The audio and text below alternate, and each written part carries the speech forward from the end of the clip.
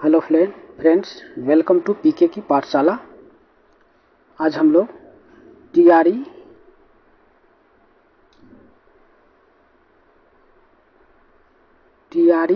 One में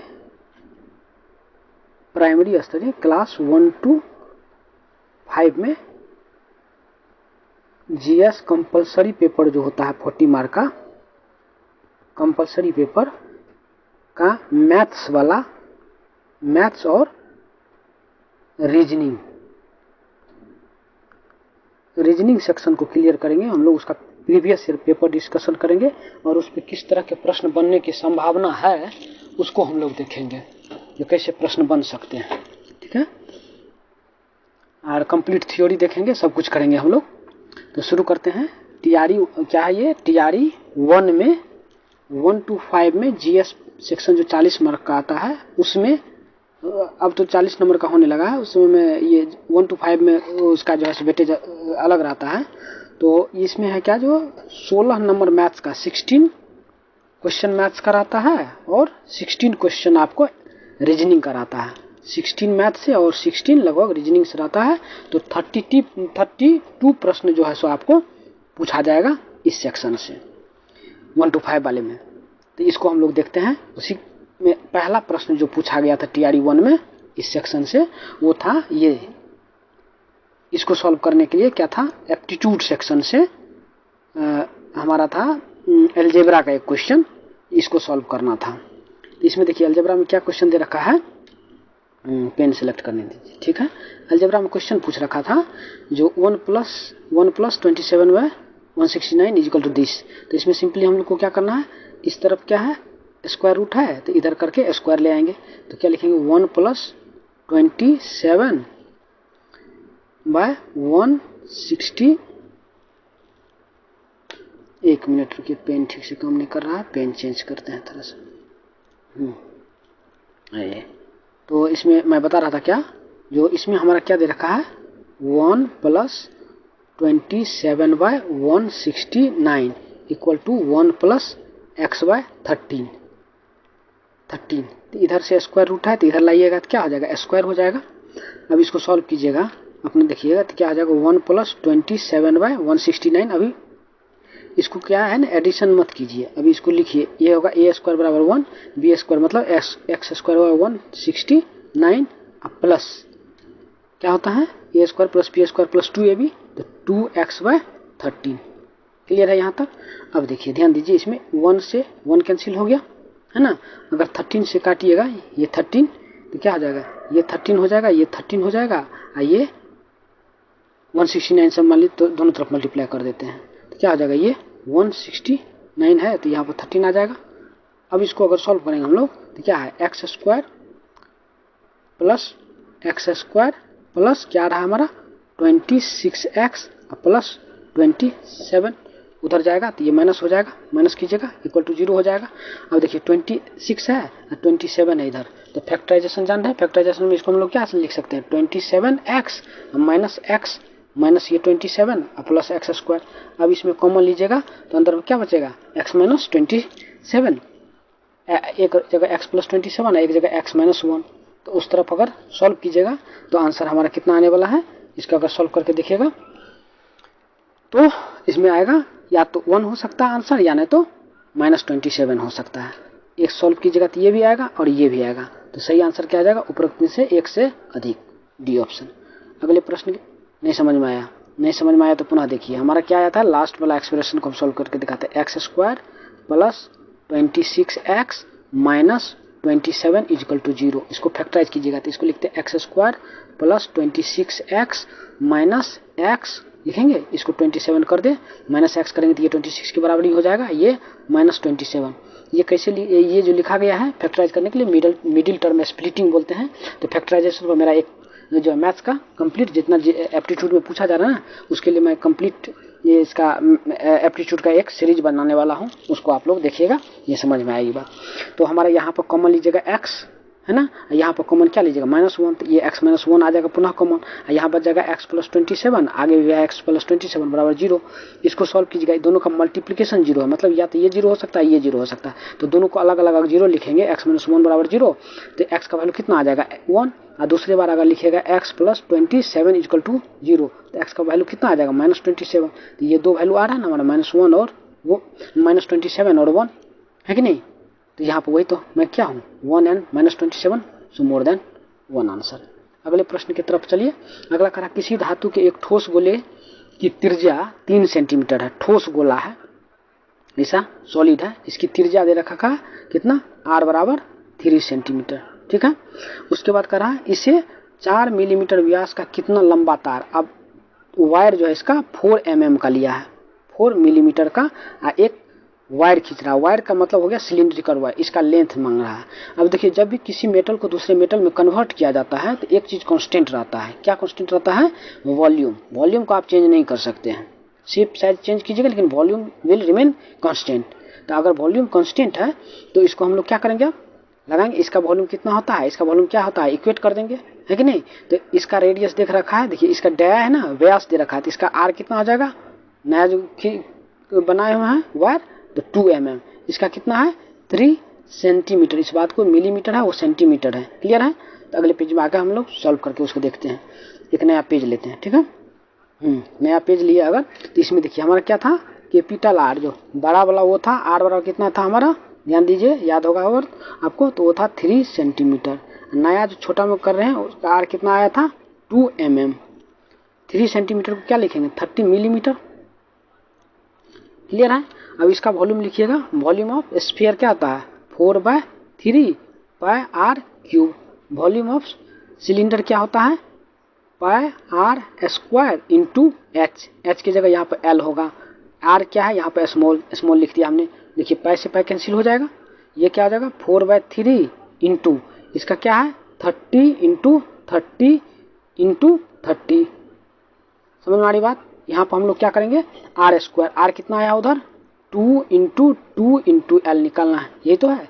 1 3 से ये होगा 10, क्या ये 2 2 जा 4, 4 से 4 कैंसिल। अब 600 + 10 कितना हो जाएगा 600 इंटू 10 6000, 6000 क्या 6000 मिलीमीटर, है ना। 10 से कीजिएगा तो 600 सेंटीमीटर, और उसको कन्वर्ट कीजिएगा तो 6 मीटर। समझ में आई बात, 6 मीटर आएगा। तो इसका देखिए कहाँ पर है, कौन सा ऑप्शन है 6 मीटर दिया हुआ,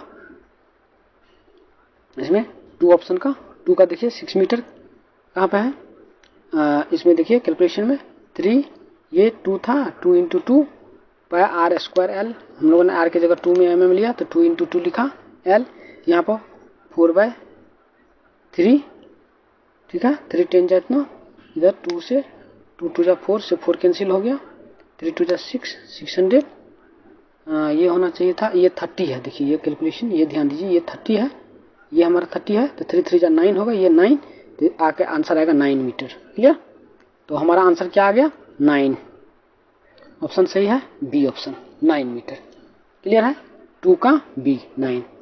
अब आगे चलिए, अगला क्वेश्चन कर रहा है एक फर्नीचर विक्रेता 30 कुर्सी के बेचने पर 6 कुर्सी के विक्रय मूल्य के बराबर हानि होता है। मतलब एसपी क्या है 30 कुर्सी, 30 इंटू एक कुर्सी का एसपी मान लीजिए तो 30x एक कुर्सी का एसपी, तो लॉस बराबर उसको कितना हो रहा है, कितना 6x के बराबर, यानी कि सीपी कितना हो जाएगा, ध्यान दीजिए सीपी कितना रहा होगा, इसको घटा दें उसमें तब ना, मतलब 36 रहा होगा, 36x रहा होगा, सीपी ज़्यादा रहा होगा, सीपी कम में बेचा होगा तब तो लॉस हुआ है।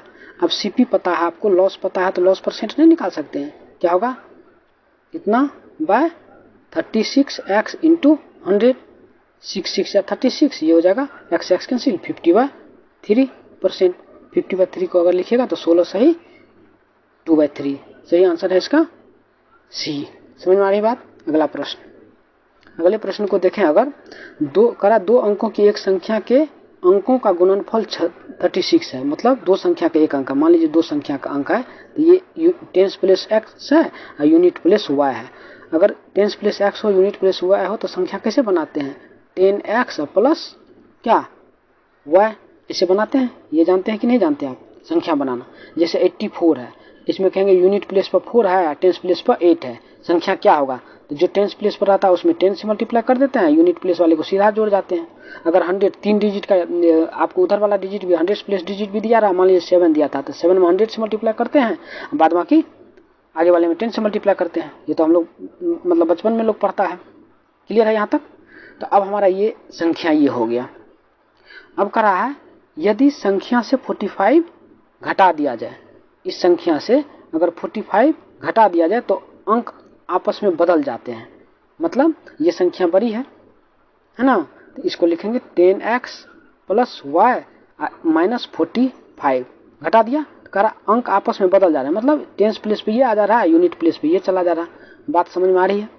तो इसका मतलब क्या हो जाएगा, ये 10y प्लस x बन जा रहा है संख्या। आप अब जब इसको सॉल्व करिएगा तो 10y है, इधर से इधर आएगा तो कितना हो जाएगा 9y माइनस 9y, और x है इधर से, तो ये क्या हो जाएगा 9x इक्वल टू कितना हो जाएगा 45 इधर प्लस, यानी x माइनस y बराबर कितना हो जाएगा 9 5 जा 45, और x plus y, x into why they रखा आपको क्या 36। तो या तो आप किसी इसमें से ये चेक कर लीजिए, यूनिट प्लेस टेंस प्लेस में 36 आना चाहिए। तो ये देखिए ना, ऐसा ऑप्शन सेट करता है जो आप तो ऑप्शन से ही बना सकते हैं। ये नहीं होगा, क्यों नहीं होगा? 8 4 जा 32 होता है, 7 3 जा 21 होता है, एक क्वेश्चन यही बचता है 49 है कि नहीं? करा है संख्या क्या है? अब संख्या में से 45 घटाने के बाद छोटी संख्या मिल रही, इसमें से 45 घटाइए तो छोटी संख्या मिल रही है, नहीं मिल रहा है ना। इसका मतलब क्या, जिसका सी ऑप्शन भी नहीं हो सकता है क्योंकि हमको बड़ी संख्या मांग रहा है। इसका मतलब क्या हो जाएगा, ये तो नहीं होगा 2 से अधिक, तो डी ऑप्शन होगा। ऐसे भी आप बता सकते हैं ये x माइनस वाई बराबर 5 है, तो x माइनस वाई, एक्स की यूनिट इसमें देखिए तो -5 बना रहा है, नहीं होगा, तो बनाना भी नहीं है, कोई जरूरी नहीं रहता हमेशा पूरा, मतलब दिमाग खोल के रखिए, ऑप्शन से भी आप देख सकते हैं चीज़ों को। अब है a plus B plus C equal to 0 दिया हुआ है, तो ये देखिए एक फार्मूला आप लोग पढ़े होंगे ना, जब a plus B plus C algebra में बराबर 0 हो तो a cube plus B cube plus C cube बराबर होता है 3abc। इस आइडेंटिटी को ध्यान रखिएगा, अगर a plus B plus C बराबर 0 हो तो a cube plus B cube plus C cube बराबर होता है 3abc। अलजेब्रा का क्लास देखिएगा, अलजेब्रा का भी क्लास अपलोड करेंगे हम, ठीक है। अब इसी abc को अगर इधर लाके डिवाइड कर दें तो क्या हो जाएगा, एक a से एक कट जाएगा तो a स्क्वायर बचेगा, और नीचे में क्या बच जाएगा bc। यहाँ पर b क्यूब है, abc से डिवाइड कर दें तो एक b से नीचे वाला b कट जाएगा, यानी ऊपर में b स्क्वायर बचेगा तो नीचे में ac बच जाएगा। इसी तरह ऊपर में c स्क्वायर बच जाएगा तो इधर ab बच जाएगा, बराबर क्या बच जाएगा 3। इसी का तो मान मांग रहा है ना, देखिए तो a square by bc this बराबर दिस बराबर, तो आंसर क्या हो जाएगा 3। कितना आसान है ना, सिर्फ फार्मूला आपको याद रखना था। आगे का प्रश्न देखते हैं हम लोग। आगे क्या कर रहा है, इसका मान निकालने, ये तो बार बार पूछा जाता है ऐसा क्वेश्चन है 6 में, 4 की पावर x प्लस 1 और 4 की पावर x माइनस 1। ध्यान दीजिए, इस सवाल को भी अगर आप करिएगा ना ऑप्शन से तो एकदम चुटकी में मिनट में बनेगा। कैसे, 0 रखिए x का मान, 0 रखिएगा तो क्या हो जाएगा ये 4, और इसमें भी ये भी 4 8, ये तो गया खत्म हुआ है ना। हाफ रखिएगा, अब देखिए इस दोनों को रख के देखिए, हाफ अगर हाफ माइनस हाफ रखते हैं ना तो दोनों सेम ही चीज आ रहा है। कैसे, इसमें हाफ रखिएगा प्लस हाफ पहले रख के देखिए, प्लस हाफ इसमें रखिएगा तो क्या आ जाएगा 4 की पावर 3/2 होगा कि नहीं, इधर क्या हो जाएगा हाफ रखिएगा तो 4 की पावर 1/2 ये आ रहा है, और दूसरे में रखिए तो माइनस हाफ 4 की पावर, इसमें से हाफ माइनस हाफ रखिएगा ना, माइनस हाफ प्लस 1 क्या आ जाएगा 1/2, आप प्लस माइनस हाफ रखिएगा तो माइनस माइनस प्लस हो जाएगा, 4 की पावर क्या आ जाएगा 3/2। देखिए ये और ये दोनों सेम है कि नहीं है, इसका मतलब ये दोनों सही होगा, दोनों सेम ही चीज है, ये रखने के बाद आउटपुट सेम आ रहा है। और वैसे भी इसका रूट निकालिएगा, इसका रूट निकालिएगा तो 2 बचेगा, 2 का क्यूब कीजिएगा तो 8 आएगा, और यहाँ पर 4 का रूट निकालिएगा तो 2 आएगा, तो 8 + 2 10, यहाँ भी वही चीज है। समझ में आई बात? तो दोनों होगा, यानी कि ऊपर युक्त में से एक से अधिक। अगले प्रश्न की तरफ हम लोग मूव करते हैं, इस पे पूरा बताएंगे। ये जो होता है ना पावर वाले में, ये क्वेश्चन पूछा जाता है बार बार, बेस सेम हो पावर अलग हो तो फिर कैसे बनाते हैं, सेम हो तो क्या करते हैं, तो इन सब चीज को हम लोग करेंगे। चलिए अगले प्रश्न की तरफ मूव करते हैं। अगला प्रश्न देखिए 7 नंबर में क्या कर रहा है, इतना एक बहुपद gx से विभाजित है, मतलब ये कर रहा है जो x³ minus 3x² plus x plus 2 में भागा दे रहा किसी बहुपद से जिसका नाम है gx से भागा दे रहा, ये विभाजित है। विभाजित करने पर कह रहा है कि भागफल और शेष, भागफल कितना बच रहा है इधर, इस चीज को हम लोग यहाँ लिख लेते हैं। नहीं, इसको मान लीजिए ये कितना दे रहा है, भागफल को ऊपर में लिख दे रहा हूँ। भागफल कितना आ रहा है, x square minus x plus 1। और शेष कितना बच रहा है, यहाँ पर कुछ आया होगा, उसके बाद शेष जो बच रहा है इसका माइनस 2x प्लस 4, ये आ रहा है शेषफल यहाँ पर, ये इतना। तो आप देखिए किसी चीज में अगर भागा देते हैं 4 से 33 में दिए तो यहाँ पर क्या आ जाएगा 8, 32, यहाँ पर जो 1 बचेगा आपको क्या करते हैं, इसको मल्टीप्लाई करके इसको ऐड करते हैं ना, भाजक गुना भाज्य गुना भाजक गुना भागफल प्लस शेषफल करते हैं तो क्या मिलता है, भाज्य मिलता है कि नहीं मिलता। तो इसमें भी इसको गुना करेंगे या इसको जोड़ेंगे तो इसके बराबर मिलना चाहिए कि नहीं मिलना चाहिए, मिलना चाहिए। मतलब कि अगर इसको देखें हम लोग तो क्या लिखेंगे, g x into x square minus x plus 1, क्या लिखेंगे, हाँ g x into x square minus x plus 1 बराबर जो क्वेश्चन में दे रखा था, हमारा क्वेश्चन में क्या देखा था, x cube minus 3x square plus x plus 2 बराबर क्या हो जाएगा, अगर देखिएगा तो ये हो जाएगा x cube minus 3x plus 3x square plus x plus 2, ये हो जाएगा। इस दोनों को गुना करें और इसमें क्या उसको शेषफल को जोड़ेंगे। शेषफल हमारा क्या था, इस दोनों को मल्टीप्लाई करने के बाद शेषफल minus 2x plus 4 minus 2x plus 4 minus 2x plus 4 को जोड़ देंगे तो इसके बराबर आना चाहिए ना, क्या है, भाजक गुना भागफल प्लस शेषफल। अब इसको करिए, जी एक्स बराबर अगर निकालना हो क्या करेंगे, इसको इधर लाके जो इधर से उधर ले जाते हैं तो ये माइनस में 2x है तो इधर में प्लस में हो जाएगा तो x बचेगा, मतलब इधर आएंगे तो ये एक्स क्यूब बचेगा, ये प्लस माइनस में x बचेगा और माइनस 4 है, ये एक्स स्क्वायर है ना, ये लिखिए माइनस 3x स्क्वायर, ये प्लस हो जाएगा 3x है, ये माइनस में जाएगा तो माइनस 2 बचेगा यहाँ से। ये चीज़ समझ में आई, कोई दिक्कत है। अब इसको भागा किससे देना हमको, x square minus x plus 1 से डिवाइड करना है। तो इससे अगर डिवाइड कीजिएगा तो एक बार में x लगाइएगा तो ये कैंसिल हो जाएगा, है कि नहीं। तो हमको एक्चुअली मांग क्या रहा क्वेश्चन में, सो देख लीजिए, कह रहा है इतना इतना है तो जी एक्स का मान तो पूरा भागा आपको देना ही पड़ेगा। तो एक बार तो x ध्यान दीजिए, ये क्या हमारा एक्स स्क्वायर से भागा देना है ना, तो एक बार x से लगाएंगे तो एक्स क्यूब कट जाएगा, ध्यान दीजिए। तो x वाला आंसर होगा एक्स स्क्वायर वाला होगा नहीं, तो सीधा आंसर ए मारिए, या ऊपर में से 1 से अधिक दे रखा, नॉन ऑफ तो दिया नहीं है, 1 से अधिक यानी तो कोई नहीं हो सकता। मतलब ये बात हमको समझ में आ गई, ये और ये तो नहीं होने वाला है, बात समझ रहे हैं। कोई दिक्कत है तो बताइए, या तो ये होगा या नहीं तो इसके बाद अगर ई में दिया हुआ है नॉन ऑफ द एबव तो वो हो सकता है। तो इसको खाली हम लोग चेक कर लेंगे, इसको इससे मल्टीप्लाई करके एक बार देख लेंगे क्या, तो आंसर आ जाएगा। तो अगर सॉल्व कीजिएगा तो आपको आंसर आने वाला है यही। आंसर आपको क्या आएगा, दूसरे कलर से देख लेते हैं, ये वाला आंसर आएगा। ठीक है, अगले प्रश्न की तरफ मूव करते हैं हम लोग। हाँ देखिए, अगला प्रश्न में क्या कर रहा है, एक खिलौना एक शंकु के आकार का है। एक खिलौना एक शंकु के आकार का है, मतलब ऐसा है शंकु के आकार का, शंकु मतलब कोन, शंकु के आकार का है जो 7 सेंटीमीटर व्यास वाले अर्धगोले पर चढ़ा हुआ, एक अर्धगोला ऐसा बना हुआ। इसका व्यास दे रखा कितना, यहाँ से यहाँ तक का 7 सेंटीमीटर। सवाल समझ में आ रही बात, यहाँ से यहाँ तक का व्यास दे रखा, ये तो रेडियस क्या हो जाएगा 3.5 आर बराबर इतना सेंटीमीटर। ये जो रेडियस होगा न ही ये सिर्फ न गोला का होगा बल्कि इस ऊपर में जो कोन बना हुआ इसका भी होगा। अब कह रहा है खिलौना का कुल हाइट कितना है, खिलौना का कुल हाइट का क्या मतलब, यहाँ से यहाँ तक का कुल हाइट कितना दिया 14.5। तो 14.5 है यहाँ से, तो इस कोन का हाइट कितना बचेगा, यहाँ से यहाँ तक कितना होगा, रेडियस के बराबर 3.5। ये गोला है, इसको अगर पूरा घुमा दे तो ये भी तो रेडियस ही होगा। तो 3.5 अगर 14.5 में से घटाइएगा तो कितना बच जाएगा, ये 11 नहीं। तो अब इसका मतलब है जो हमारे पास जो खिलौना, आप वॉल्यूम मांग रहा है ना, तो हमारे पास जो खिलौना बना है 2 सेक्शन में उस खिलौना को हम लोग देख सकते हैं।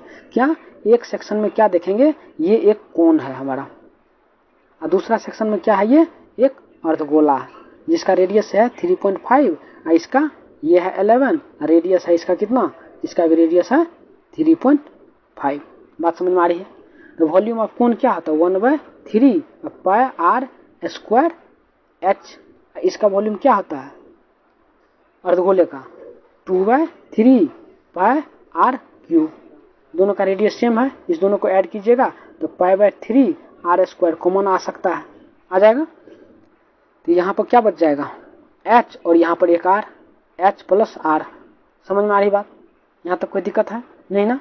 तो पाई/3 अब वैल्यू रखिए, पाई/3 into 3.5 into 3.5 into r plus h. R plus h कितना है? आर और उसका सिर्फ है, तो ये तो 14.5 दिया ही था। अब इसको सॉल्व कर देना है ना। 11 ये 22/7 इंटू 3 कर दीजिए, सॉल्व करिएगा तो आपको जो आंसर आने वाला है सॉल्व करने के बाद वो वैल्यू कितना आएगा, इसको सॉल्व कीजिएगा, कैलकुलेट अगर कीजिएगा आप तो इसका एग्जैक्ट वैल्यू आपको निकल के आने वाला है 8 नंबर का 231। कितना? 231 वैल्यू पुट करना है, निकालना है। अगले प्रश्न की तरफ मूव करें। अगला प्रश्न कर रहा है किसी क्लब में सभी सदस्य या तो तंबोला या रम्मी में भाग लेते हैं। दो खेल है, एक है तंबोला और दूसरा है रम्मी। ये रम्मी का मैंने सजाया, दोनों हो सकता है दोनों भी खेल रहा हो लोग। तो कह रहा है या तो तंबोला में भाग लेता है या तो रम्मी में भाग लेता है। अब देखिए कह रहा है कि 350 लोग तंबोला, जहाँ तक रेड है वहाँ तक 350, और ये जो खेलने वाला है कितना है 320, माफ कीजिएगा ये 320 है। और ये जो है क्या है तंबोला, रम्मी में सदस्य है, सभी सदस्य या तो तंबोला या तो रम्मी। तंबी में इसको मैंने मान रखा है टी, रेड वाले को मैंने इसको माना है रम्मी, इसको माना है मैंने टी। ठीक है टी। तो पुनः एक बार देखिए, इसने डाटा ऊपर में सीधा दे रखा है, नीचे उल्टा करके रखा है इसने। ठीक है, इसको डिलीट कर देते हैं थोड़ा सा। चलिए हाँ, तो इसका दे रखा तंबोला में 350, हाँ तंबोला में दे रखा है 350 और रम्मी में दे रखा है कितना, रम्मी को दे रखा है 320। क्लियर है? और इस दोनों के बीच में जो ये वाला रीजन है, ये वाला रीजन, इसको कितना लग है, दोनों में कॉमन है। तो बताइए इसको जोड़ें और इसको जोड़ें, 350 और 320 को दोनों को जोड़े तो ये वाला पार्ट दो बार आ जाएगा ना, जो कॉमन पार्ट है ये वाला पार्ट। इस दोनों को ऐड कीजिएगा तो कितना हो जाएगा 670। 670 में एक बार माइनस करेंगे इसको तब ना आएगा, जो दोनों मिला के टोटल कितना है, क्योंकि ये दो बार ऐड हुआ तो दोनों को घटाइए। समझ रहे मेरी बात को? तंबोला के जितना खेल रहा है, रम्मी जितना खेल रहा है, उस दोनों को ऐड कर देंगे तब तो मिल जाएगा मुझे टोटल।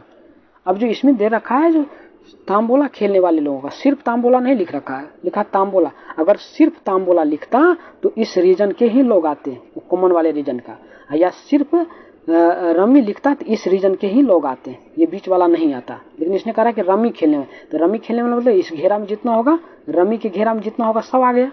तांबोला का मतलब क्या, तंबोला के रीजन में जितना लोग है सब आ गए। इसका मतलब आप जब तंबोला को ऐड कर रहे थे तब ये कॉमन वाले पार्ट को ऐड किया, और जब रम्मी को ऐड कर रहे थे उस समय में भी आपने कॉमन पार्ट को ऐड किया है।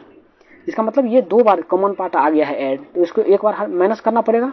तो अगर 220 माइनस करेंगे तो 100 यहाँ से आएगा, 350 यहाँ से है, तो कितना आ जाएगा आंसर 450। तो 450 देखिए कौन सा ऑप्शन है, ऑप्शन है सी में है 450, तो आंसर हो जाएगा 450। अगले प्रश्न की तरफ हम लोग मूव करते हैं। अगला प्रश्न क्या कर रहा है, 2 वर्ष पहले जब भी दे ऐसा कुछ तो वर्तमान आयु में अमलेट क्या कीजिए। 2 वर्ष पहले की बात करता है तो हमने क्या किया, वर्तमान जो प्रेजेंट एज है उसको मान लिया x। तो 2 वर्ष पहले कितना हो जाएगा x - 2 के व्युत्क्रम, मतलब व्युत्क्रम मतलब 1/10, और अब से 2 वर्ष बाद, तो वर्तमान है x, तो अब से 2 वर्ष क्या हो जाएगा x + 2 ना, और अब से 2 वर्ष बाद के आयु का व्युत्क्रम, दोनों का व्युत्क्रम पूछा है, दोनों का व्युत्क्रम का ये कितना है 2/3। समझ में आ रही मेरी बात? आ रही है। तो अब इसको ऐड कीजिए, तो कह रहा है a की वर्तमान x निकालना है, दोनों को ऐड कीजिए, ये दो इधर ऊपर आएगा, ऊपर में क्या आ जाएगा 2x/x² - 2 एलसीएम लीजिएगा, तो a + b × a - b क्या होता है a² - b²। तो इसका 2 का क्या आ जाएगा 4 बराबर क्या आ जाएगा 2/3। बताइए इस 2 से इस 2 को कैंसिल कर दिया है कि नहीं, 3 इधर आएगा तो 3x हो जाएगा, इधर x² - 4 हो जाएगा। तो फाइनली जो मेरे पास इक्वेशन आने वाला है 3x x² - 4 - 3x, क्या आने वाला है x² - 3x - 4 = 0। अब इसको अगर सॉल्व करें तो इसको हम लोग लिख सकते हैं x² - 4x + x - 4 बराबर 0। इस दोनों में कॉमन लीजिए x, इस दोनों में 1 लीजिए, तो x + 1 होगा, इधर क्या आ जाएगा x - 4 बराबर 0। अब इसको सॉल्व कीजिएगा तो यहाँ से x का वैल्यू क्या आ जाएगा -1, और यहाँ से सॉल्व कीजिएगा तो x का वैल्यू कितना आ जाएगा 4। तो x का मान क्या होगा, या तो 4 होगा या तो -1 होगा। अब क्वेश्चन की तरफ आइए। क्वेश्चन में क्या कर रहा है, जो वर्तमान आयु क्या है, तो माइनस में तो एज होगा नहीं, तो हमारा 4 वर्ष। सही आंसर है सी। क्लियर है। अगले प्रश्न के पर मूव करते हैं हम लोग। Question number 11। क्वेश्चन नंबर 11 कह रहा है के किस मान के लिए समीकरण निकाय दिस और दिस एक अनूठा हल है। अनूठा हल का क्या मतलब होता है, देखिए दो लाइन जहां पर इंटरसेक्ट करती है उसी को बोलते हैं हल पॉइंट। जहां पर दो लाइन इंटरसेक्ट कर जाए उसको हम लोग बोलते हैं हल पॉइंट। तो मान लीजिए एक लाइन ऐसे है, एक लाइन दूसरी यहाँ पर कटती है, यहाँ पर जो दोनों का इंटरसेक्शन पॉइंट होगा उसको बोलते हैं हल पॉइंट। तो दो लाइन क्या क्या कंडीशन उत्पन्न हो सकता है, दो लाइन या तो कट कर सकता है, पहला कंडीशन। दूसरा कंडीशन क्या हो सकता है, दोनों लाइन एक दूसरे के पैरेलल हो जाए। अगर पैरेलल हो रहा है तो कहीं कट नहीं कर रहा है, मतलब इस केस में क्या होगा, कोई हल नहीं होगा। तीसरा केस क्या होता है, दोनों लाइन, एक लाइन गया ये और दूसरी लाइन इसी के ऊपर से चले जाए, दोनों लाइन एक दूसरे को ओवरलैप कर ले। ओवरलैप करने का क्या मतलब है, जो हर पॉइंट पे ही काट रहा है, तो इसका क्या हो जाता है, अनंत हल। अनंत हल, इसमें क्या है, कोई हल नहीं है, कोई हल नहीं है। और इसमें क्या है, एक हल है, एक हल है। इसी को बोलते हैं यूनिक सॉल्यूशन। इसी को बोलते हैं यूनिक, के लिए ही अनूठा शब्द का यूज करते हैं, अनूठा सॉल्यूशन। तो कोई भी दो, अब इस तीनों का केस होता है, अगर दो इक्वेशन हमने लिख रखा है ऐसे, एक पेज लेते हैं, मान लिए हमारा इक्वेशन है a1x plus b1y plus c1 equal to 0, और दूसरा है a2x plus b2y plus c2 equal to 0। दो इक्वेशन हो गया। अब इस दोनों इक्वेशन में क्या कंडीशन आएगा कि इसके लिए अनंत हल होगा, एक हल होगा, एक से अधिक हल होगा, कोई हल नहीं होगा, है कि नहीं। तो पहला केस हम लोग देखते हैं। पहले केस में क्या होता है, जब यूनिक हल हो तो a1/a2 is not equal to b1/b2। इस वैल्यू के अलावा सब पे उसका जो है सो यूनिक हल मिलेगा, खाली a1/a2 equal to not b1/b2 होना चाहिए, है ना। तो इसी कंडीशन को अगर उससे सॉल्व करें उस सवाल में, तो देखिए a1 क्या है, x का कोफिशिएंट 1 और b1 क्या है 3, तो क्या लिखेंगे 1/3 नॉट इक्वल टू -k/2। 1/ हम लोग क्या लिखेंगे, इसी को सॉल्व करें तो 1/3 is not equal to -k/, क्या था क्वेश्चन में, -k/2, -k/2। तो k का माइनस क्या, k का मान क्या है, नहीं होना चाहिए, किसके बराबर, -2/3। इधर से माइनस करेंगे तो इधर आ जाएगा, मैंने k के मान -2/3 को छोड़ के कोई भी मान होगा ना, उसके लिए इसका क्या आएगा, हल एक ही आएगा, हल यूनिक हल आएगा। तो इसका सही आंसर क्या आ जाएगा, क्वेश्चन नंबर कौन सा है, 11 नंबर ना। 11 का सही आंसर देखिए क्या आ जाएगा, ऊपर में से कोई नहीं या एक से अधिक, है ना, क्योंकि इसमें से तो एक के लिए तो हमारा क्या है, सॉरी एक बार हम लोग पीछे जाएं, हाँ एक पेज एक्स्ट्रा ले लिया मैंने। हाँ इसमें देखिए मेरा क्या आ जा, k का मान -2/3 नहीं होना चाहिए, यही ना आया, नहीं होना चाहिए, तो इधर दे रखा यही, तो ये तो आंसर होगा नहीं। k का मान तो एक हो ही सकता है, दो हो ही सकता है, सिर्फ ये नहीं होना चाहिए, इसका मतलब ये दोनों सही है, ये दोनों सही है, तो क्या होगा आंसर, एक से अधिक। 11 का डी। क्लियर है यहाँ तक। चलिए अब क्वेश्चन नंबर हम लोग आते हैं 12 पे। 12 नंबर का क्वेश्चन क्या कर रहा है, 12 नंबर है, एक वृत्त की त्रिज्या 14 सेंटीमीटर है और त्रिज्यखंड का क्षेत्रफल इतना है। अब देखिए एक वृत्त दे रखा है, वृत्त और त्रिज्यखंड होता क्या है ये समझिए। एक वृत्त दे रखा है, इसका त्रिज्यखंड होता है सेंटर से जो कोई एक एरिया निकाले, ये थीटा एंगल बना रहा है, तो इसी को बोलते हैं हम लोग सेक्टर या त्रिज्यखंड, है ना। अब बताइए ये जो वृत्त बना हुआ है, अगर यहाँ से ले तो यहाँ से पूरा कितना एंगल होता है, 360 डिग्री बनता है। तो 360 डिग्री एंगल बनता है कब, जब पूरा वृत्त का एरिया हो कितना, πr²। अब कह रहा है कि एरिया कितना हो, 102, तो 102.7 इतना एरिया हमारा हो रहा है। तो 360 डिग्री एंगल बनता है कब, जब इतना एरिया रहता है। तो 1 डिग्री एंगल कितना कब बनेगा, यानी πr²/360 रहेगा एंगल, 360 से डिवाइड करे तो, समझने मेरी बात को। अब कह रहा है कि एंगल ही दे रखा है कि कितना एरिया दे रखा है, इतना एरिया, हाँ हमारा एरिया दे रखा ना, एक यूनिट एरिया के लिए कितना बनेगा एंगल, 360 एंगल मांग रहा है, 360/πr²। और कह रहा है कि इतना एरिया के लिए, तो इसमें मल्टीप्लाई करेंगे, यानी कि हमारा जो आंसर आने वाला है क्या होगा, 360/πr² इंटू 102.7, तो ये लिखिएगा 360। अब पाई का वैल्यू क्या लिखिएगा 3.14 इंटू आर का कितना वैल्यू दे रखा था, आर का वैल्यू इसमें दे रखा है 14 सेंटीमीटर रेडियस, तो इसको लिखिए 14 इंटू 14, इसको आइए इधर क्या है 102.7, इसको सॉल्व करेंगे हम लोग, है कि नहीं। तो अगर सॉल्व कीजिएगा इसको टोटल मिला के, सॉल्व करने के बाद आपको वैल्यू 60.019 के आसपास आता है। इसको सॉल्व कीजिएगा तो टोटल, तो आंसर क्या आ जाएगा 60 डिग्री के अराउंड। अप्रोक्सीमेट अगर वैल्यू लेकर चले आप लोग तो 60 डिग्री आंसर सही होगा। एग्जैक्ट आंसर नहीं आ रहा है, अप्रोक्सीमेट में आ रहा है, उसको वहाँ पर लिया जाएगा। क्लियर है, उसका नियर अबाउट डिजिट को क्या करते हैं राउंड ऑफ करके आंसर आएगा 60 डिग्री। अगले क्वेश्चन पे चले हम लोग 12 के बाद 13 नंबर क्वेश्चन में देखिए क्या आ रहा है। कह रहा है कि 15,625 को 16% वार्षिक ब्याज की दर से 9 माह के लिए चक्रवृद्धि ब्याज, जबकि ब्याज तिमाही हो 3 महीना। तिमाही ब्याज का क्या मतलब होता है, अगर 6 माही रहे 3 माही रहे तो इसका क्या मतलब होता है। वह चक्रवृद्धि ब्याज का क्या मतलब होता है, एक टाइम पीरियड के बाद वो क्या होगा, जो जितना इंटरेस्ट होता है ब्याज उसके मूलधन में ऐड हो जाएगा और पुनः वहां से उसका क्या चलेगा, मूलधन बन जाएगा वो ब्याज ऐड होने के बाद। तो इसमें क्या है 9 माह दे रखा है। अब क्या है ब्याज तिमाही ले रहा है, मतलब कि 3 महीना को ही 1 साल के बराबर मांग रहा है, यानी कि 9 महीना में कितना हो जाएगा 3 साल के बराबर 3, यानी यहाँ पर निकालेंगे अगर फॉर्मूला आपको याद है चक्रवृद्धि ब्याज का, तो एन हो जाएगा 3। ठीक है, जब ऐसा केस आता है तो रेट अगर वार्षिक दिया हुआ, तिमाही रेट रहता तो चेंज नहीं करते, लेकिन वार्षिक दिया है तो टाइम को हमने क्या किया 3 से डिवाइड किया है, 9 है तो इसको क्या किया है मैंने, मतलब इसमें तिमाही दिया है ना तिमाही, तो इसको तिमाही करने के लिए 3 से डिवाइड कर लिया। तो रेट को भी हम लोग क्या करते हैं 3 महीने पर साल में 4 बार ना, तो रेट को भी 4 से डिवाइड कर लेंगे। तो 4 से डिवाइड करने के बाद कितना हो जाएगा हमारा, क्योंकि एक ईयर को हम लोग 4 से डिवाइड करके 4 पार्ट में डिवाइड कर लेते हैं, 1 साल को तिमाही कैलकुलेट होता है, 3 महीना का 3 4 12 यानी 4 हो जाता है हमारा तिमाही। तो अगर रेट वार्षिक दिया हुआ है तो उसको भी तो हम लोग 3 महीने मतलब ये करेंगे 3 महीने पे, तो 4 पार्ट में डिवाइड करके तो कितना हो जाएगा हमारा तिमाही रेट, 4 से डिवाइड करेंगे तो 4% हो जाएगा। अब इसको सॉल्व करेंगे हम लोग तो क्या हो जाएगा, ये है पी, फॉर्मूला क्या होता है चक्रवृद्धि ब्याज का, P × 1 + R/100 होता है ना। इसमें से P अगर माइनस कर दीजिएगा तो इंटरेस्ट निकल के आ जाएगा, क्योंकि ब्याज मांग रहा है। समझ रहे हैं मेरी बात को।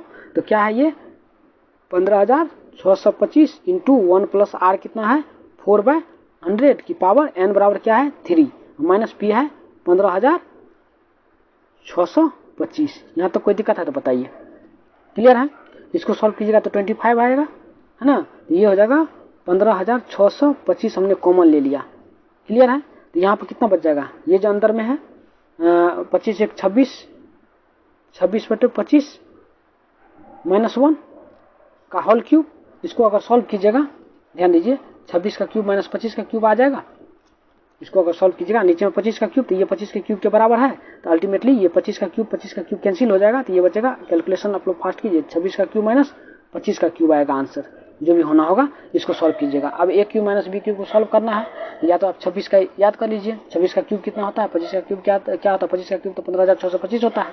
26 का क्यूब याद कीजिए और दोनों को सब्ट्रैक्ट कीजिए। अगर ऐसा करेंगे तो आपको आंसर आ जाएगा, दोनों को माइनस करने के बाद 1951। इसका आंसर कितना आएगा आपको 1951, तो सही आंसर है बी।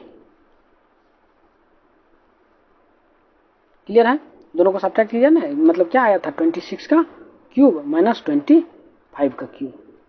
क्लियर है, अगले प्रश्न की तरफ मूव करते हैं हम लोग। 14 नंबर के क्वेश्चन पर आ गए हैं।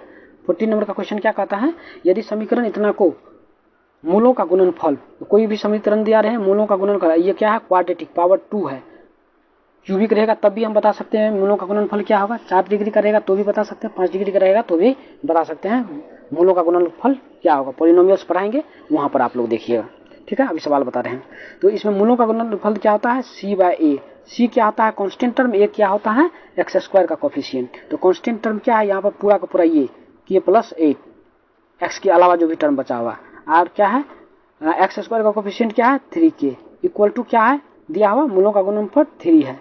अब इसको मल्टीप्लाई कीजिएगा तो 3 3 9 के हो जाएगा, 1 के इधर आके माइनस हो जाएगा तो कितना बचेगा 8 के बराबर क्या आ गया 8, तो k इक्वल टू कितना आ जाएगा 1।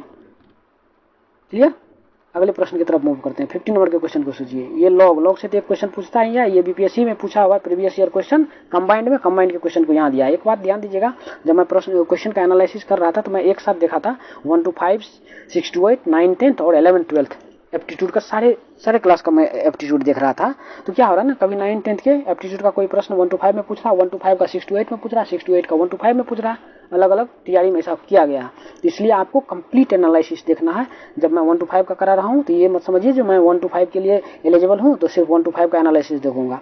आपको देखना है 1 to 5, 6 to 8 और 9, 10 सबका, 11, 12 सबका देखना है आपको एप्टीट्यूड एनालिसिस। जीएस पेपर जितना का होता है ना, सबको देखिए, फायदा में रहेंगे आप। हो सकता है 2-4 क्वेश्चन वहाँ से डायरेक्ट आ जाए जिसको बनाने में आपको टाइम लगे। वैसे मैं कंप्लीट थियरी करवाऊंगा, इसका थियरी क्लास प्लस प्रैक्टिकल, क्योंकि 5-6 चैप्टर ऐसे हैं जहाँ से मैक्सिमम सवाल आ जा रहे हैं, तो वहाँ से मैं करवा दूंगा। चलिए तो इस प्रश्न को देखें। लॉग का प्रॉपर्टीज भी वहाँ पर आएंगे, सवाल को अभी तत्काल हम बनाते हैं, लेकिन एक प्रॉपर्टी सिर्फ बता देते हैं। जो लॉग में अगर यहाँ पर है ए, यहाँ पर है बी, ए की पावर एक्स रहे, बी की पावर वाई रहे, तो ये पावर उठ के यहाँ पर आके मल्टीप्लाई हो जाता है, यहाँ वाई आ जाएगा, यहाँ से हटाइएगा तो ये एक्स है, तो ये पूरा में यहाँ से हटने के बाद डिवाइड हो जाता है। इसी प्रॉपर्टी का यूज करेंगे, बनाएंगे।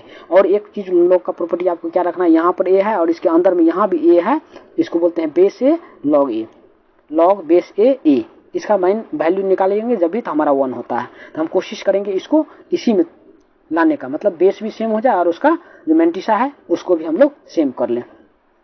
डोमेन वाली वैल्यू जो है ये, इसको भी हम लोग सेम कर लें। तो अब क्या करेंगे, हम लोग इसको लिख सकते हैं ऐसे, लॉग यहाँ पर जो √2 है 2 की पावर 1/2 लिख सकते हैं कि नहीं लिख सकते हैं। ये जो अंदर में 32 है, 32 को क्या लिख सकते हैं, 2 की पावर 5। इसका मतलब क्या है, अब देखिए इसका पावर हटा दें, इसका पावर हटा दे, तो ये log 2 और 2 बचेगा कि नहीं बचेगा। ये पावर भी हटा दे, ये पावर भी हटा दे, तो log 2 और 2 बचेगा कि नहीं। ये पावर क्या बताया था मैंने, यहाँ पर मल्टीप्लाई हो जाता है, तो 5 × log 2 होगा, और ये पावर क्या बताया था मैं, डिवाइड हो जाता है। तो 1/2 क्या लिखेंगे, 1/2, इसका मान क्या हो जाएगा 1, ये 2 नीचे से क्या आ जाएगा ऊपर, तो क्या हो जाएगा 5 to the chain। क्लियर है यहाँ तक। अगले प्रश्न पे आइए, 16 नंबर। एक समकोण त्रिभुज की ऊंचाई इसके आधार से 6 सेंटीमीटर कम है। एक समकोण त्रिभुज है, समकोण त्रिभुज कैसे, मतलब एक 90 डिग्री का एंगल होगा। आधार ये है, मान लीजिए आधार ये है, ऊंचाई क्या आ जाएगा x-6, और कहा कि इसका रूट अंडर कितना है 218, 218। अब इसमें बात आती है, कह रहा है क्या, तो अन्य भुजा, 2 भुजाएं बताएं। अब सोचिए अन्य 2 भुजाएं, इसका तो रूट निकालिएगा तो ये हाइपोटेन्यूस निकल के ही आ जाएगा। तो ये दोनों भुजा बता रहा है जी कितना कितना होगा। तो एक कह रहा कि 5, 11 होगा। अब एक बात बताइए, इस क्वेश्चन का तो ऑप्शन देख के ही लग रहा है जिसको ऑप्शन ही नहीं सेट करने आया है। कैसे, क्या आता है ये, इस दोनों के स्क्वायर का रूट कर देंगे तो हो जाता है ना, स्क्वायर का एडिशन का रूट। 5 का स्क्वायर कीजिएगा तो 55 होगा, यूनिट डिजिट पर 5 है। 11 का कीजिएगा तो क्या आ जाएगा 121, अब 5 में 1 को ऐड कीजिएगा तो क्या आएगा 6 ना, यहाँ पर देखिए तो 8 है। ये ऑप्शन कभी हो सकता है, नहीं होगा। इसको कीजिएगा तो 5 आएगा, 1 आएगा, ये 6 आएगा, ये भी आ सकता है, नहीं आएगा। इसमें कीजिएगा तो क्या आएगा 6 आएगा, इसमें क्या 0 है तो इसका यूनिट प्लेस 6 आएगा। ये आ सकता है क्या, नहीं आ सकता। बताइए ये तीनों ऑप्शन नहीं आएगा, ये तीनों नहीं आएगा तो इसको आने का तो कोई संभावना नहीं है। ये होगा आंसर। बताइए बिना सवाल को बनाए ही आंसर आ सकता है। हालांकि मैं ये पूरा बताऊंगा कैसे बनाना है, लेकिन बिना बताए ही, मतलब सॉल्व किए बिना ही आप, मतलब जितना क्वेश्चन पूछा गया ना उसमें से कम 5 प्रश्न ऐसे है हर एक सेट में जिसको बिना सॉल्व किए आप आंसर का एनालिसिस करके, अगर आपको नंबर देखना आता है ना तो नंबर के लॉजिक से आप बता सकते हैं कि ये सवाल का ये आंसर ही गलत है। क्लियर है। तो आंसर क्या होगा 16 का ए, और बाय द वे आप आंसर बीपीएससी की साइट से जाके चेक कर सकते हैं, आंसर इसका यही है और यही होगा।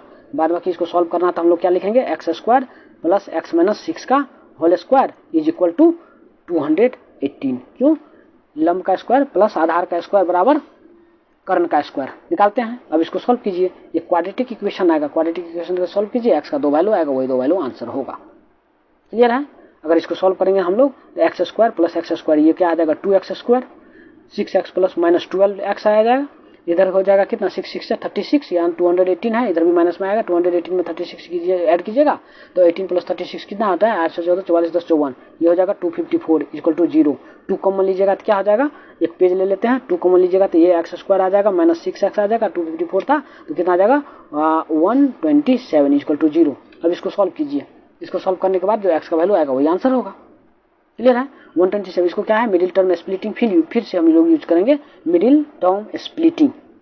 Late me see if we have taken the correct choices। तो इतना बराबर 218 है। इसको अगर ऐड किया तो 6 से 36, ये माइनस में नहीं प्लस में होगा, 36 इसमें से माइनस करना पड़ेगा, 18 यहाँ से चल गया, 182 आएगा। ये 254 नहीं, ये 182 आएगा। क्लियर है? 18 हटाएंगे तो 182 आएगा। क्लियर है? तो आगे चले हम लोग।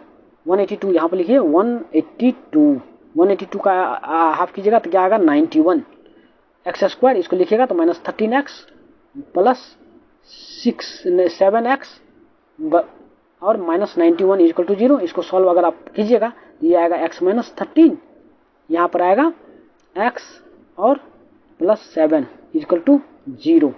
x इक्वल टू क्या आ गया 13, एक वैल्यू 13 आएगा, एक वैल्यू इसमें से 6 माइनस कीजिएगा तो 7 आएगा। तो 13 और 7 इज करेक्ट आंसर।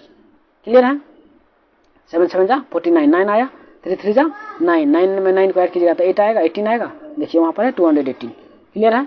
आगे की तरफ हम लोग मूव करते हैं। अब जो मैथ्स का जितना क्वेश्चन 16 था TRE 1 में 1 to 5 में, मैं 16 के 16 मैथ्स के क्वेश्चन को क्लियर कर दिया हूँ। आगे है अब रीजनिंग से संबंधित, ये भी आरोही अवरोही क्रम में है, तो इसको हम लोग थोड़ा सा फास्टली कर देते हैं, आंसर आपको टिक कर देते हैं, कोई ये नहीं है।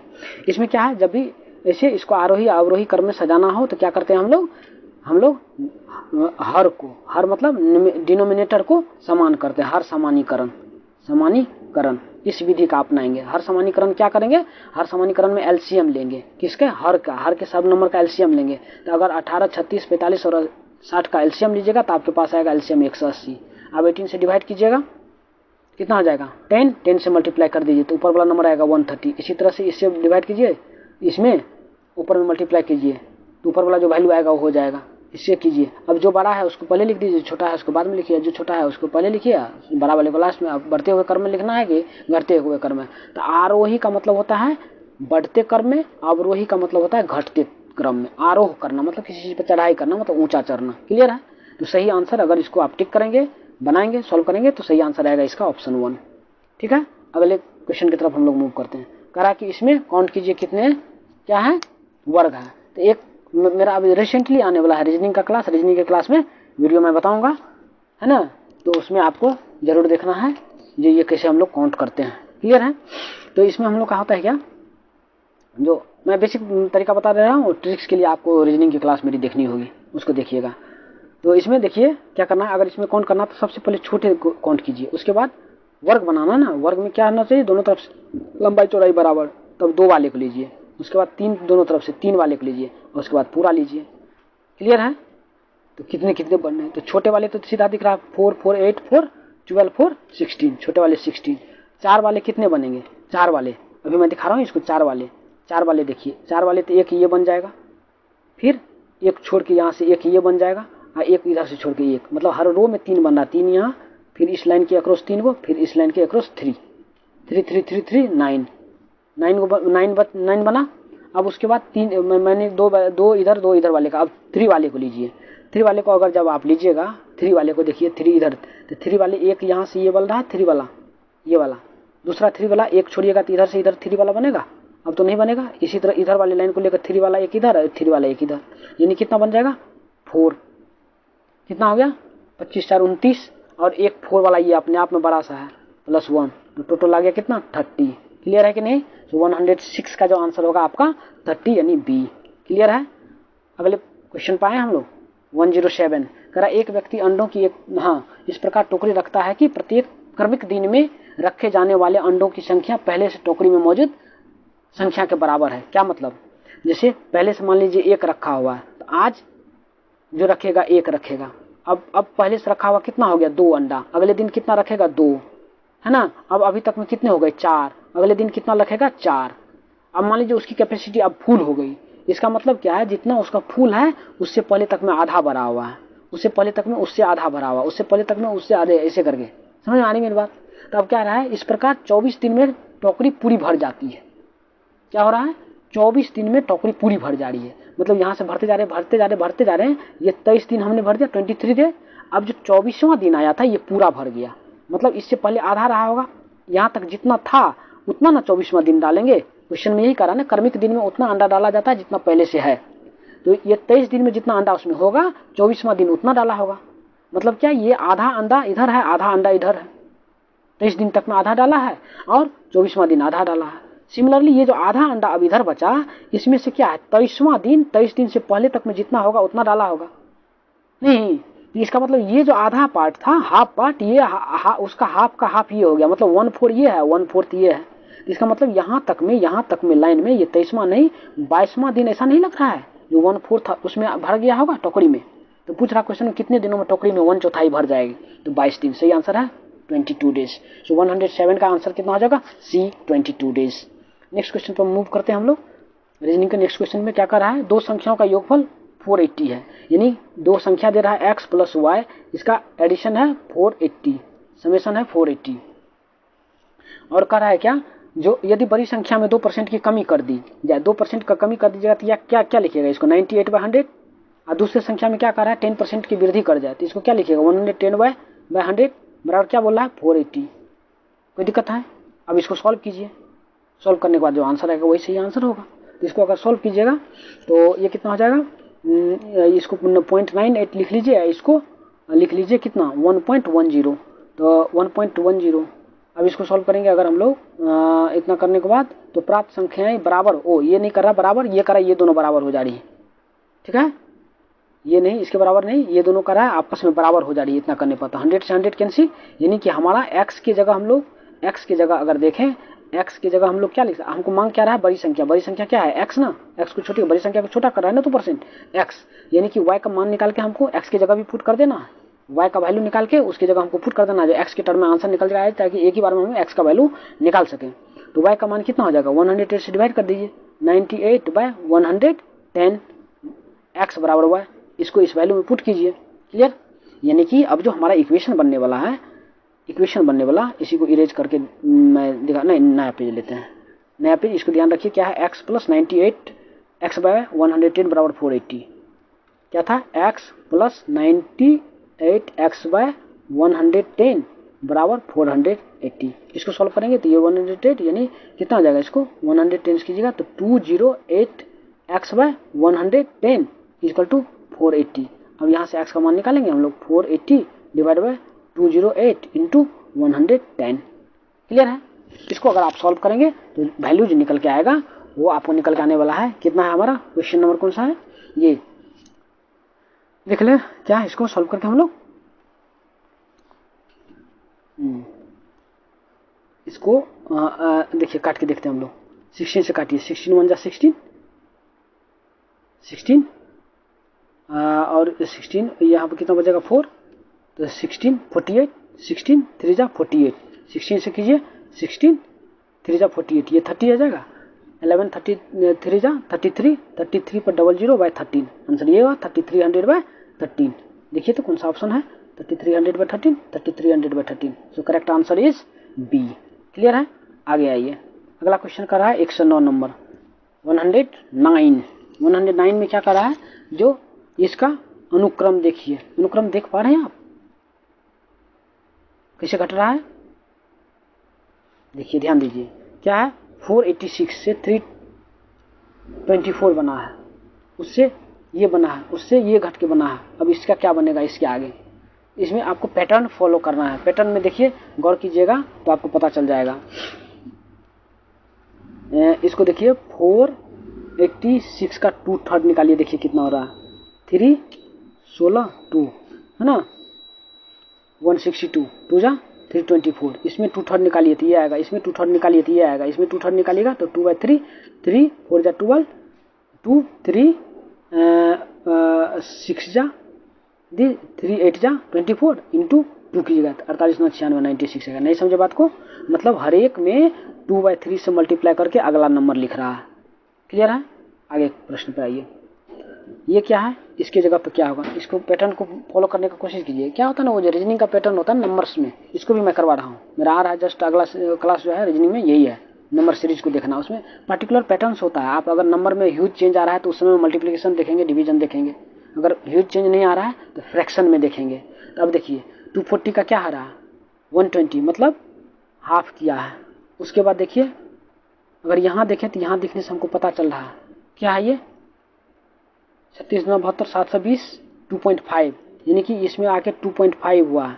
इसमें देखते हैं इससे पहले वाले में 2 क्या है क्या, यस इससे पहले 2 क्या है, इससे पहले देख रहा है 1.5 क्या है क्या, हाँ 1.5 क्या होगा, तो इसका 1.5 कीजिएगा 120 डेढ़ कितना हो जाता है, यहाँ मांग रहा है ना, इससे पहले हमारा ये 2 टाइम्स है ना, तो इसका ये 1.5 क्या होगा, तो इसका मतलब ये 1 टाइम्स क्या होगा, तो 1 से 120 में 1 करेंगे क्योंकि हाफ है, तो हाफ के बाद क्या होगा 1 से मल्टीप्लाई, तो 120 का 120 आंसर रहेगा। तो option A is correct option. आगे हम चलिए, क्या है रिक्त स्थान को भरिए। इस तरह का रीजनिंग अभी जस्ट करवाए हैं, आप जाके उधर देखिए अल्फाबेट वाला रीजनिंग, और इसको लिखिए, नंबर से एकदम सीधा बनता है। लिखने का मैं तरीका बता के रखा हूँ रीजनिंग वाला, रीजनिंग के क्लास को आप जरूर देखिए जाके 111 में अभी जस्ट अपलोड किया हूँ मैं पीके की पाठशाला पर, उसमें जाकर रीजनिंग का क्लास को जरूर देखिए। अब कुछ नहीं करना है आपको, ये ऐसे प्रश्न को जब भी बनाते हैं ना, तो आप इसको या तो वर्टिकल या तो हॉरिजॉन्टल लिखा कीजिए, और उसके बगल में उसका नंबर लिखिए, आपको तुरंत दिखेगा। जैसे लिखा मैंने GRIND ग्राइंड लिखा, इधर लिखा BMDIY। अब बी से इधर की तरफ पढ़िए, इधर की तरफ पढ़िए, बी के बाद क्या है CDEFG, यानी कि +5 आ रहा है, इसमें भी दिख रहा है MNOPQR, ओहो इसमें +5, मतलब मुझे दिख रहा है सब में +5 मतलब पहला ये है तो इसमें -5 होकर लिख रहा है हर एक में, ये आया है तो इसका मतलब इसमें +5 करेंगे तो इधर वाला आंसर आएगा, +5 करेंगे तो इधर वाला आंसर आएगा। एफ है तो एफ के आगे 5 पढ़िए, है ना, तो एफ के GHIJK देखिए के वाला आंसर आएगा, तो ये दोनों तो गया। अब नॉन ऑफ दीज हो सकता है या नहीं तो ये हो सकता है, क्लियर है।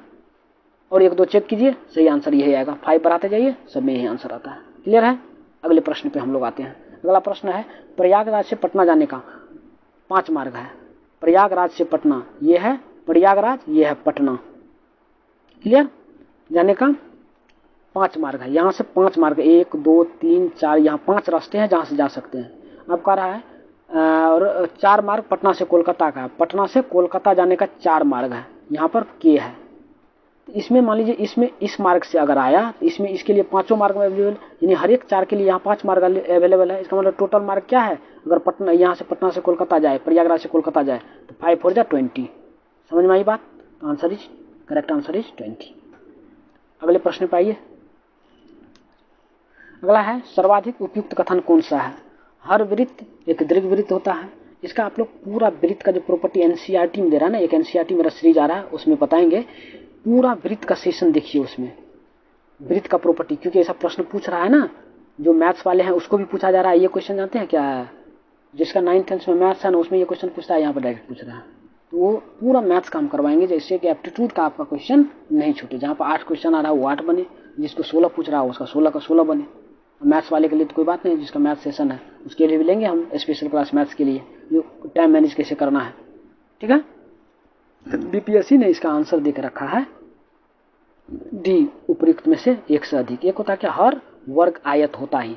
वर्ग का डेफिनेशन क्या होता है, जिसका चारों भुजा बराबर हो। आयत का डेफिनेशन क्या होता है, आमने सामने का भुजा हो। तो चारों बराबर है तो आमने सामने का भी तो भुजा बराबर होता है, इसलिए हर वर्ग आयत है, लेकिन हर आयत वर्ग नहीं है। एक ये है। आप कहता है हर वृत्त दीर्घ वृत्त है, ये नहीं, कोई वृत्त अति परवलय नहीं है, ये सही है बी ऑप्शन। तो इसलिए इसमें से 2 सही है, तो इसलिए आंसर होगा इसका डी, क्लियर है। हमारा क्वेश्चन नंबर है 13 का आंसर है डी, बीपीएससी भी देकर रखा है डी। अगला क्वेश्चन है हमारा 14 नंबर, कोट शब्द को इतना लिखा जाता है। देखिए कितना बढ़िया क्वेश्चन है। अगर आपका वो जो अभी मैं अल्फाबेट सीरीज पढ़ाया ना, उसको देखिएगा ना, तो ये इतना तेजी में बनता है, इतना तेजी में बनेगा आप सोच नहीं सकते। सीधा नंबर लिखा है 15, इसको लिखा जाए जैसे लिखा ना CODE, उसमें सब टाइप का बताया हूँ। अगर किसी नंबर का वो अल्फाबेट के वैल्यू का पोजीशन वैल्यू नहीं लिख रहा है, तो इसका मतलब सी के लिए यहाँ पर 15 लिख रखा है, डी के लिए क्या लिखा है 16 रखा, डी के सामने। इसके बाद क्या लिखा है 19 लिखा, उसके बाद क्या लिखा है 91 लिखा है, ई के लिए 91, क्योंकि दूसरे में भी अगर ई के सामने देखिए तो 91 लिख रखा है। अब स्पोर्ट लिखना है तो एस में, इसमें जिसमें एस है उसमें से एस का वैल्यू लिख लेंगे। दूसरे में देखिए एस है ना, जैसे स्टेप है STEP, तो एस के सामने क्या है देखिए 18 है ना। टी के सामने क्या दे रखा है 76 है, हो गया। ई के सामने क्या दे रखा है 91 है, और पी के सामने क्या दे रखा है 22 है। अब क्या हमको लिखना किसका है स्पोर्ट का, SPOT।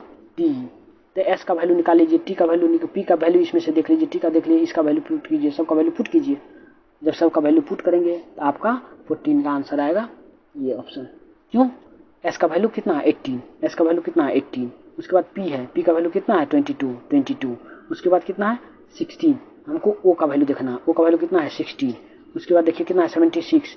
टी का वैल्यू देखना है, टी का वैल्यू कहाँ है, टी का वैल्यू देखिए 76 दिया हुआ, तो इसी करके लिखना है। आंसर ये है। समझ में आ रही मेरी बात। अगला क्वेश्चन देखिए तो क्या है, 14 हो गया।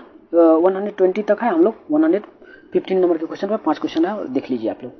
हाँ, अगला है एक वृत्त का क्षेत्रफल इतना है, वृत्त की त्रिज्या के बराबर भुजाओं वाले वर्ग का क्षेत्रफल क्या हो गया। वृत्त का क्षेत्रफल दिया है 40 पाई स्क्वायर। क्लियर कर रहा है, ये वृत्त का क्षेत्रफल है, वृत्त की त्रिज्या बराबर, ये जो इसका जो त्रिज्या निकालेंगे हम लोग क्या लिखेंगे, एरिया कैसे निकालेंगे, पाई स्क्वायर वृत्त का क्षेत्रफल फॉर्मूला, तो पाई से पाई कैंसिल, एक पाई कैंसिल हो जाएगा, यानी वृत्त की त्रिज्या का स्क्वायर क्या है 40 पाई। अब वृत्त का एक वर्ग का रहा है जिसका भुजा का रहा है कि वृत्त की त्रिज्या के बराबर है, तो उसका क्षेत्रफल कितना होता है, तो वर्ग का क्षेत्रफल क्या होता है आर स्क्वायर, यानी आर स्क्वायर का मान मांग रहा है, आर स्क्वायर का मान कितना है 40 पाई, सही होगा 40 पाई, बनाना ही नहीं। 16 नंबर के क्वेश्चन में आएंगे, एक समूह में पुस्तक, कागज, पेंसिल और पेन और रबर है, तो ये देखिए ये सब लिखने या मिटाने वाला है, पुस्तक पढ़ने वाला है, तो सही आंसर होगा पुस्तक। रीजनिंग है ये। अगले प्रश्न पे आइए 17 नंबर, अंग्रेजी वर्णाला में यदि ए को, ए का वैल्यू कितना होता है 1। ये अल्फाबेट वाला सीरीज आप लोग जाके देखिए, 2-2, 3-3 प्रश्न पूछा है, अभी जस्ट मैं पढ़ाया हूँ रीजनिंग की क्लास में पीके की पाठशाला पर, आपको उसको जाके देखिए, तीनों का तीनों प्रश्न बनेगा, सिर्फ आप उस सीरीज को देखेंगे तो, ज़्यादा लंबा सीरीज नहीं है वो, 30 मिनट या 32 मिनट का है, आप निश्चित तौर पे उसको देखें अगर करना है तो। ए का वैल्यू कितना दे रखा है 1, डी का वैल्यू कितना दे रखा है 2, वैसे होता है क्या पोजीशन वाली 4, इसका भी होता है 1, देखिए इसका रूट है, इसका भी रूट है। अगला वैल्यू क्या है, पी का 4 दिया है, पी का वैल्यू कितना होता है 16, देखिए 16 का रूट है। अब मांग रहा है 3 की किसका वैल्यू होगा, 3 किसका वैल्यू होगा, तो यानी कि 9 जिसका होगा उसका 3 होगा। 9 किसका होता है, ई जो टी मैंने पढ़ा के रखा है, जे से पहले वाला होगा, है ना, तो जे से पहले क्या होता है आई, जे आई होगा आंसर, 117 का आंसर है बी। सही समझ में आ रही मेरी बात, क्लियर। अब 118 नंबर क्वेश्चन पे आइए, करा दो संख्या 21 और 10 के अनुपात में है, दो संख्याओं का अनुपात है 21 और 10। अब करा है उनका मोसो, मोसो जानते हैं क्या होता है, मोसो एक ऐसा नंबर होता है जो दोनों नंबर को डिवाइड कर दे, दो नंबर आपके पास दिया हुआ है, मोसो क्या होता है महत्तम समावर्तक, यानी हाईएस्ट एचसीएफ यानी हाईएस्ट कॉमन फैक्टर, वो ये नंबर होता है जो दिए हुए दोनों नंबर या तीनों नंबर को डिवाइड करे आसानी से। मतलब इसमें अगर कोई कॉमन फैक्टर नहीं है तो इसका जो कॉमन आया होगा वो मोसो ही आया होगा। अब बात आती है दो संख्याओं का, तो दोनों संख्याओं का योग क्या है। अब बताइए इसका जो इस दोनों का रेशियो दे रखा है, अगर अनुपातिक राशि माने x, तो इस दोनों को ऐड करिएगा तो क्या हो जाएगा 21 10 31x होगा, 31x है। अब कोई भी संख्या आने वाला है तो 31 का मल्टीपल आएगा कि नहीं आएगा, बताइए 31 का मल्टीपल इसमें देखिए कोई है तो वही आंसर होने वाला है। मुझे तो दिख रहा है 31 का मल्टीपल सिर्फ ये है, ये ऑप्शन है, उसके बाद कोई मल्टीपल है ही नहीं, किसी में भी डिवाइड कर आप मल्टीप्लाई करके देखिए 31 का ये मल्टीपल है ही नहीं, तो सही आंसर क्या आ जाएगा 31। वैसे भी बनाना है तो क्या करेंगे हम लोग, इसमें x का वैल्यू होता है 11 है, क्योंकि इस दोनों में अगर कॉमन नहीं है कोई तो इसका मतलब एचसीएफ ही कॉमन फैक्टर रहा होगा, तो x की जगह 11 पुट कीजिए और 31 में 11 से मल्टीप्लाई कीजिएगा तो 11 का 11, 11 में 1, 11 33 34। क्लियर। अब अगला प्रश्न पे आए हम लोग 19 नंबर का क्वेश्चन देखिए। 19 नंबर में कहा है एक स्मार्टफोन P रुपये में बेचने पर 10% का लाभ होता है, P रुपया में बेचता है तो 10% का लाभ होता है, तो CP निकाल लीजिए यहाँ से। CP क्या होता है, लाभ पर बेचा है, इसका मतलब क्या CP कम रहा होगा उससे, इसका मतलब P/100 10 × 100, यानी CP क्या होगा 10P/11।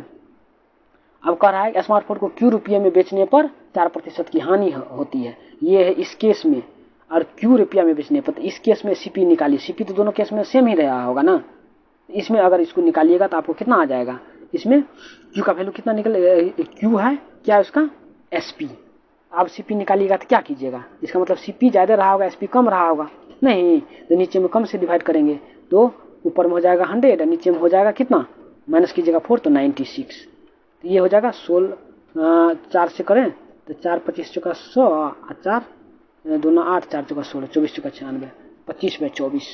क्लियर है।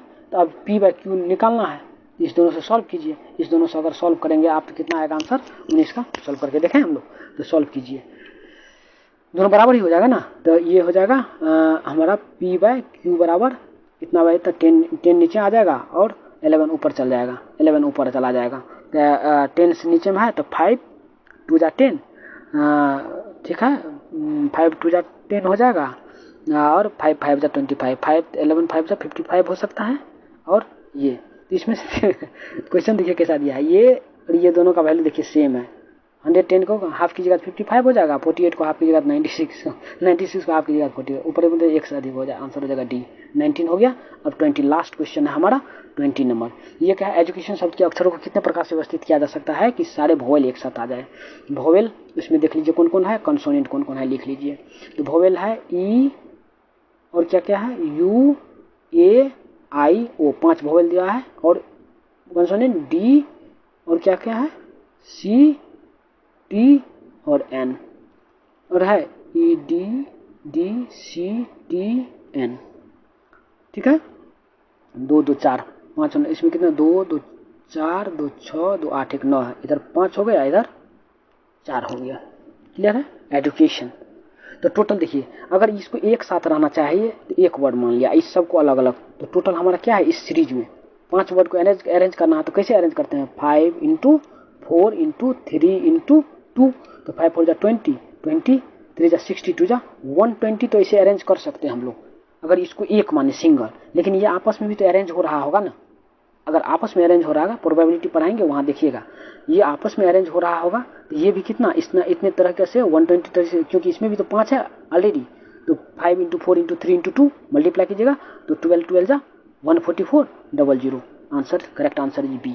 समझ में आ रही मेरी बात? अगर समझ में नहीं आ रही तो प्रोबेबिलिटी पढ़ाएंगे, वहाँ का आप लेक्चर देखिएगा। ठीक है, that's all about today.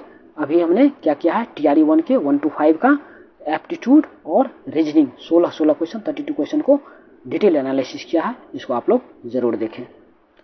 Thank you for watching, that's all about today. Thank you. अगर आपको अच्छा लगता है इसे सब्सक्राइब करें और अपने मित्रों तक जरूर पहुंचाएं।